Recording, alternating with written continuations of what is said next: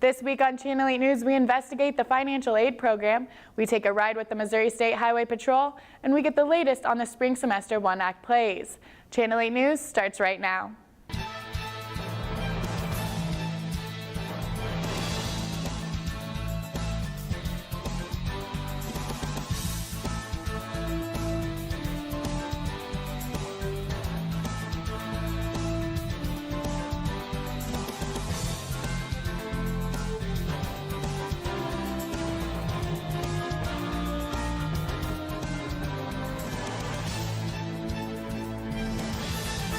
Good evening and welcome into Channel 8 News. I'm Rachel DeYoung. Last week, Jacob Wood and I got the privilege to ride along with a Missouri State Highway Patrol trooper. Let's take a look. Dale Reuter has served as a member of Missouri's law enforcement for over 20 years. He currently serves as a trooper for Troop H of the Missouri State Highway Patrol. Through the years, Reuter has frequently been asked why he works such a dangerous and sometimes hated job. He says the answer is quite simple. Somebody has to. About it, and it really comes down to this, is so you don't have to. Somebody has to do this job. Somebody has to stand up for what is right, protect the people of our community, and it was just something that fit me. Reuter knows sometimes doing what he has to do sometimes means people won't think too fondly of him, but he says if he weren't to do his job, others would suffer. When I make the traffic stop on the side of the road here and I don't do my job, I'm not affecting me as much as I'm affecting the motoring public, and I'm affecting every other trooper or law enforcement that runs into this individual down the road. But the life of a trooper definitely isn't all 5-minute traffic stops and speeches to kindergarten classrooms. Reuter says there are times when situations have come down to life and death. You know, there's been times in which I've done this job that I always carry a notepad with me, and I wrote goodbye notes because I figured what I was doing, it was going to be it. But then you still got to go do the job that you were paid to do. The trooper says when things come to that point, every trooper knows there's no other option but to fight. And that's just all there is to it. And have that desire in your life to live and make it home for your loved ones. That's really it. There's several different sayings in our line of work. One is to always make it home, and the other one is I'd rather be judged by 12 than carried by 6. But this doesn't mean Reuter's actions don't weigh on his mind. As a religious man, the trooper turns to his faith when his thoughts get heavy. It makes it better because, you know, there's times you sit there and think, I kill somebody, I'm damned to hell. You know, is that what I want to do? Is that the career path I've taken?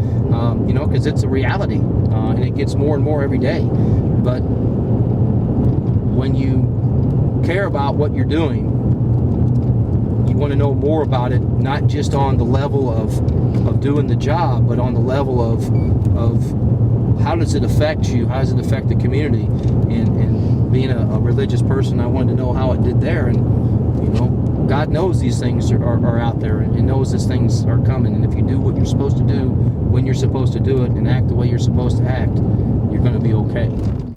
But through everything he's seen and all the hard situations he's been put into for the good of his community, Reuter still believes no matter what, it will all be okay. The sun is going to rise. It is going to come. The day is going to come, and everything is going to be okay. And that's just how you have to do it. Let's take a look at this week's Northwest Event Report. The Office of Student Involvement will host their Spring Organization Fair Tuesday at 10 in the Union Ballroom. Student Senate will be hosting their blood drive throughout the week until Thursday 11 a.m. to 4 p.m. in the Tower View Dining Room. Thursday, women's basketball takes on Central Oklahoma in Oklahoma at 5:30, and the men will play at 7:30. Baseball will be in Arkansas Thursday at 6 to play Henderson State University, and Saturday, baseball will take on Arkansas Tech in Arkansas at 12, and softball will take on Upper Iowa and Missouri S&T at 1 in Arkansas. Men's basketball will face Northeastern State in Oklahoma at 3:30. For more coverage on sports, check out Bearcat Update at 6:15 right after this. When we come back, Angela Luna gives us this week's weather report. We'll be right back after this. Don't go away.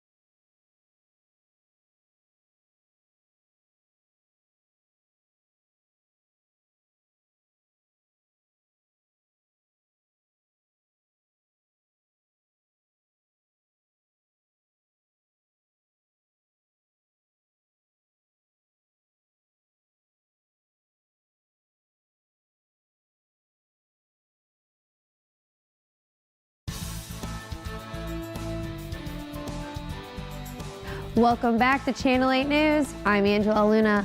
Thanks for staying with us. Let's take a look at this week's weather. For Monday, we have cloudy skies with a high of 26 and a low of 15 with a 20% chance of rain. For Tuesday, we have a high of 25 and a low of 12 with sunny skies and a 0% chance of rain.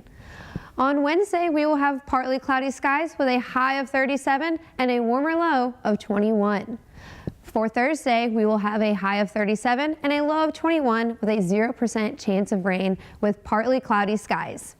Going into the weekend, we've got a high of 37 and a low of 20, and on Friday with a 20% chance of rain. Saturday is partly cloudy with 39 degrees for the high and 27 for the low. Sunday is cloudy with a high of 38 and a low of 24 with a 10% chance of rain. That wraps it up here in the Bearcat Weather Center. When we come back, we take a look at the prescription drug problem on the Northwest campus. Stay tuned.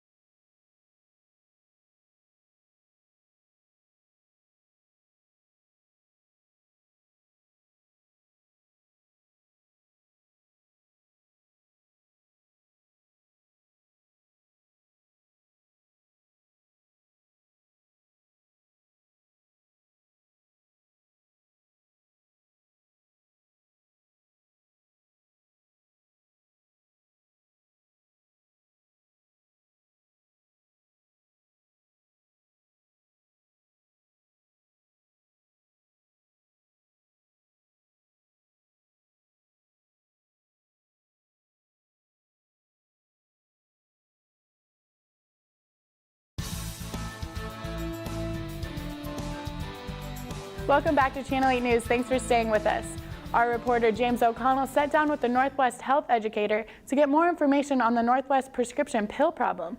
James? The concern of addiction is something that has came up a lot in the news in recent times. With the research carried out over the statistics, we find that over 40,000 Americans passed last year alone. With this being a huge part of the lives of many, Channel 8 News look into the wellness service here at Northwest. I talked with BK Taylor, the health educator for the Wellness Centre, about the issues surrounding addiction. Well, I think that it is as serious as you would find in generally any location. Addiction is always a concern that people have to be worried about, and especially when facing any challenges. And being cautious about how they're using any kind of medication, from over-the-counter to things as simple as alcohol. I think the fundamentals of what addiction is probably not going to change in the future. Hopefully the progression of treatment and the effectiveness of treatment will progress so that we become more effective and can do treatment better. But the fundamental concept of addiction, I would imagine, will stay reasonably stagnant. However, I imagine the things that people become addicted to and the various substances that could be involved, those will always be changing and progressing. And I would even hope that our understanding of addiction will grow and maybe change. So maybe addiction itself will inherently change as well as we understand it further. I also asked what Northwest has to offer in relation to helping with addiction. We've always got counseling services available here on campus. So we have 4 licensed counselors and 5 sessions per semester per student. And then obviously we have a local resource called New Beginnings, which deals with recovery and addictions. We can now understand the importance of knowing more about addiction and how to deal with it. Reporting for Channel 8 News, my name is James O'Connell. Thanks, James. Channel 8's Maureen Proxel investigates the federal financial aid program. Let's take a look. Student loan packages could change for incoming freshmen in future years. The federal Perkins Loan Program will expire in September of 2017 unless Congress acts again to extend the program. The Perkins Loan serves students with the greatest financial need. According to Financial Aid Director Charles Mayfield, 290 Northwest students received Perkins Loan funding this school year. Mayfield says that he is hoping legislators will take a comprehensive look at student aid when the time comes to reevaluate reauthorization. So there'll be a lot of back and forth, I think, in the next 12 or 18 months through reauthorization and trying to figure out what the loan programs need to look like longer term. There's a little bit of a push right now for the idea of one grant, one loan, one work. the one grant would be the Pell Grant, and then consolidating all the loan programs into one loan program for students. And then there would be one work program, that would be federal work study. So Mayfield says that students do have other options, including both subsidized and unsubsidized loans and Parent Plus loans. However, he hopes that if Perkins is not reauthorized, there will be other funding options for students, such as higher borrowing limits on other loans to compensate for the lost funding. In some cases, partial funding from either need-based or merit-based grants helps students pay for college, but not all grants are renewable for the typical 4 or 5 years that most students take to complete an undergraduate degree. Katie Williams, a student at Northwest, is having to look at other funding options as one of her grants has expired. But that grant, by definition, only lasts 2 years, so this is my first year without it, meaning it's a very expensive year for me. And what kinds of other loans are? The Perkins loan originally expired in September of 2015. In December, Congress passed the Federal Perkins Loan Program Extension Act of 2015, according to the U.S. Department of Education's website, allowing universities nationwide to provide Perkins loans to eligible students for another 19 months. For KNWT Channel 8 News, I'm Maureen Proxel. Thanks, Maureen. When we come back, we get an inside look at the most recent one-act plays. We'll be right back after this. Don't go away.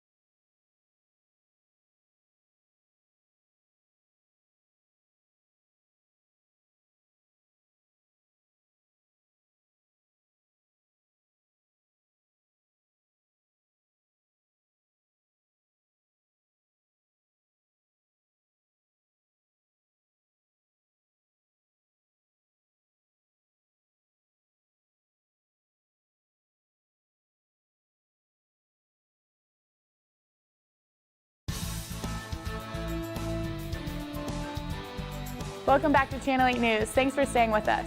Katie Peterson went behind the scenes to experience the one-act plays for herself. Let's take a look. While the crew set up for rehearsal, I met with student director Allison Nisley, and we talked about what the students get to experience through the one-acts. The cool thing I think about our lab series program with student directors is the students that act in them get to experience multiple different kinds of directing styles, multiple different experience levels with different directors, and I've acted in one acts here before too, and I think it's just exciting to kind of go along with the one act, specifically, you know, being a part of these directors' first shows, these first directing experiences, and it's exciting, and you can tell it's a learning process for both parties, and it's just very educational and watching somebody else learn how to direct.